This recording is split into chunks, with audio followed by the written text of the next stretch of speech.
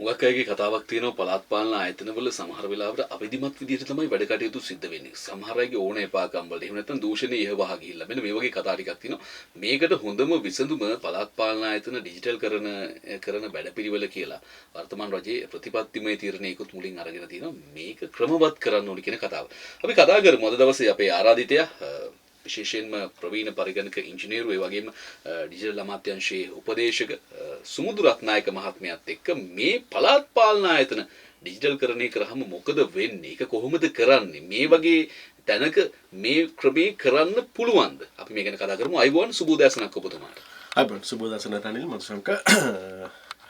අපිට local government එහෙම නැත්නම් මේ පළාත් පාලන ආයතන එහෙම නැත්නම් නගර සභා ප්‍රාදේශීය සභා මහනගර සභා කියලා කියනකොටම ඒක ඔළුවට එන දෙයක් තමයි මధుශංක මේ ඒ ආයතනෙට ගිහලා අපේ වැඩක් කරගන්න පුළුවන්ද කියලා කියන එක. ඉතින් ඇත්තටම ඒ ආයතන තුල තියෙන ක්‍රියාවලිය ඒක එහෙම නැත්නම් ජනතාව පොදුවේ තියෙන ජනතාව වෙත සේවයක් ලබා ගැනීම මං හිතන්නේ අර කරගන්න දෙයක් නැති හින්දා නමුත් ඒ සේවය ආයතනෙන් ලබා ගන්න ඕන. එහෙම මතයකින් ඒ වගේ ආකල්පයක් දරාගෙන පොදු ජනතාව මේ වගේ ආයතනයකට යනවා මිසක් එහෙම නැතුව මේ කිසිම ආයතනයකින් පොදු ජනතාවට ඒ කියන්නේ අර රස්තියාදු නොවි දින ඒ කියන්නේ ගිහිල්ලා තමන්ගේ වැඩේ දවසකින් පැයකින් කරගෙන එන්න පුළුවන් ක්‍රියාවලියක් නැහැ.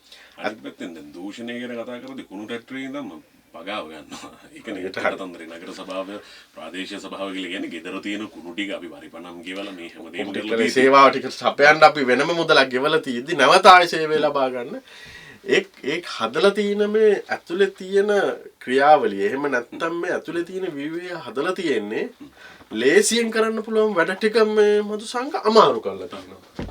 ඊට පස්සේ පාසු කරගන්න තව ඒ කියන්නේ දැන් සාමාන්‍යයෙන් අපි හිතමු මේ පොඩි වැඩක් සාමාන්‍යයෙන් අපි හිතමු නිකන් මුදල් ගෙවීමක් වගේ දෙයක්. වරිපණම් ගෙවීමක් වගේ දෙයක් වුණත් ඇවිල්ලා මේ පොඩි විදිහකට කරගන්න නැත්නම් ඔන්ලයින් ගෙවන්න දැන් අපේ රටට අලුත් දෙයක් නෙමෙයි මේ ඔන්ලයින් ගෙවීම ඩිජිටල් ගෙවීම කියන එක දැන් අවුරුදු 10ක 15ක ඉඳලා මේ රට ඇතුලේ තියෙනවා. හැබැයි මේ ආයතන ඇතුළට මේ වගේ දේවල් ගේන්න දෙන්නේ.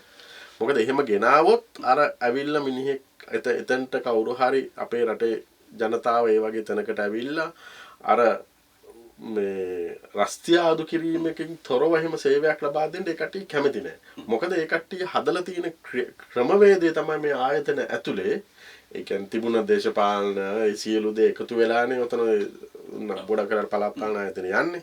ඉතින් මේ ආයතන ඇතුලේ අර ඉතා පහසුවෙන් කරගන්න පුළුවන් වැඩ ටික ලොකු අමාරු පාරක් කියලා දීලා හැබැයි අර එන කට්ටියට පහසුවෙන් කරගන්න ක්‍රමයක් තියෙනවා.